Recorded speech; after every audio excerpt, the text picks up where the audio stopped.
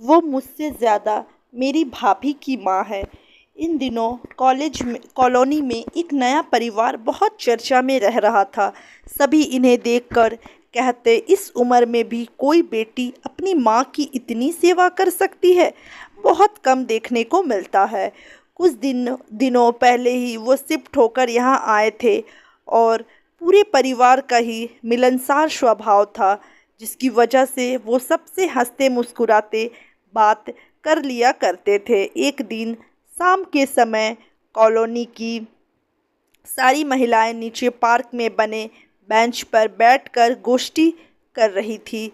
उसी समय सबने देखा, कार से निकलकर वो बेटी अपनी माँ का गेट खोलते हुए कह रही है, माँ ठीक से, धीरे धीरे मेरा हाथ पकड़कर चलिए। राशि ने सुनंदा जी से कहा, हाँ बेटा। सुनंदा जी ने कहा। तभी राशि ने नोटिस किया सभी महिलाओं की नज़रें उनकी ओर है। उसने अभिवादन में सिर झुका दिया और सुनंदा जी का हाथ पकड़कर आगे बढ़ने लगी।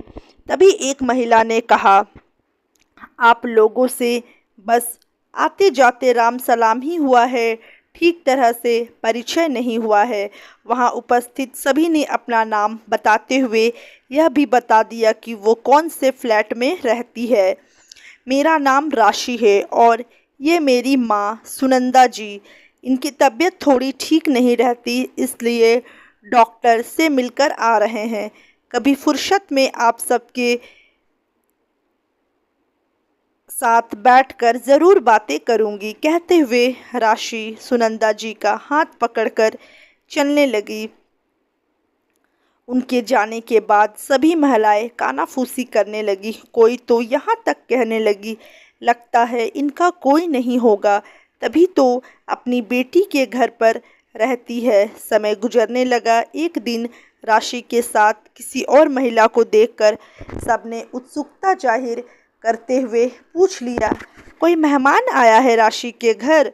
भाई हमसे भी तो परिचय करवाओ। बिल्कुल, ये मेरी ननद है नीति।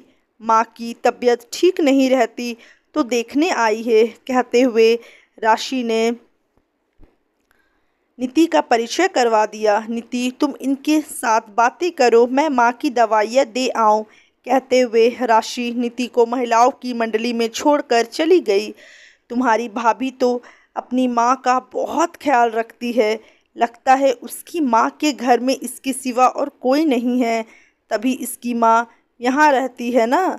कॉलोनी की एक महिला ने कहा। जी मैं समझी नहीं, वो भाभी की माँ ही है पर सासू माँ है, मतलब हमारी और निकुंज भैया की माँ।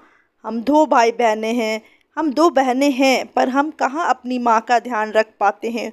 वो तो भाभी ने सब कुछ संभाल रखा है, तभी हम माँ को लेकर बेफिक्र रहते हैं। पर आपको ऐसा क्यों लगा कि वो राशि भाभी की ही माँ होगी? नीति आश्चर्य से पूछी। अरे आजकल कौन सी बहू सास का इतना ख्याल रखती है, बिल्कुल माँ की तरह। जब देखो राशि उनका हाथ पकड़कर चलती है, जहाँ जाती साथ लेकर जाती। इतना तो हमने किसी को भी सास के लिए करते नहीं देखा, हम ही नहीं कर पाते इतना। हम हमेशा कहीं हमेशा कहा सुनी होती है हमारे बीच, इसलिए राशि को देख यही लगा कि वो उसकी माँ ही होगी। एक महिला ने कहा, नहीं आंटी जी, किसी भी रिश्ते के लिए उसको प्यार से रखना और समझना ज़रूरी होता है। हम दोनों बहनों को भी हमेशा यही लगता था। हम ससुराल में इतने व्यस्त रहते हैं, माँ को चलने फिरने में सहारे की ज़रूरत पड़ती है, भारी शरीर है तो सब काम कर भी नहीं पाती है। हमें लगता था भाभी माँ को हमेशा ताना मारेगी। हम दो बहनें माँ को लेकर बहुत चिंतित रहा करते थे, पर माँ ने जैसे हम दोनों बहनों को प्यार दिया, वही भी वैसे ही अपनी बहू पर भी लुटाती रही। गलती होने पर झिड़क कर नहीं बल्कि प्यार से कहती और दुलारते हुए कहती, एकदम नीति की तरह करती हो। भाभी को भी इस तरह के व्यवहार में सास नहीं बल्कि माँ नज़र आती, और बस अब तो ये स्थिति हो गई है कि माँ के पास हमारे लिए ही वक्त नहीं होता। पहले जब देखो बहू की गुणगान करती रहती थी तो हम जल जाते थे, पर अब समझ गए हैं माँ ज़रूर वो हमारी है जिसने हमें जन्म दिया, और जो उसकी ज़िंदगी के हर सुख दुख को समझ रही है वो हमारी भाभी है। हमने भी दिल से भाभी को स्वीकार कर लिया तो रिश्ता मधुर होता गया। ऐसा नहीं है कि हम दोनों में किसी बात पर बहस नहीं होती। तब माँ होती है ना, वो बीच में आकर कह देती है, बच्चों की माँ हो गई हो तुम दोनों, पर खुद बच्चों की तरह बहस करती हो। बच्चे क्या सीखेंगे तुम दोनों, ये सोच लो।